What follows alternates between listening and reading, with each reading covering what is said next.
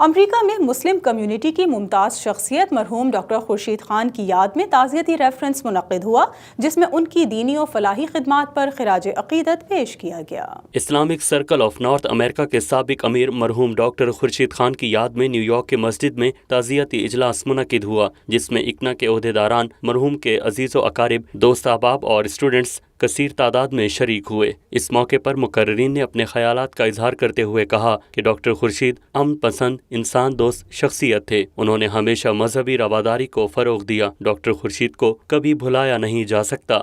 Just his presence was that it brings peace in the organization.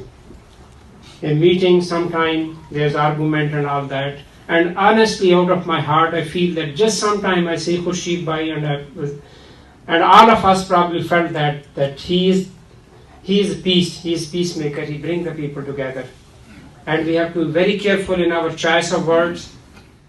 What is the relation between this man and Allah subhanahu wa ta'ala to take his soul in the day of the Jum'ah?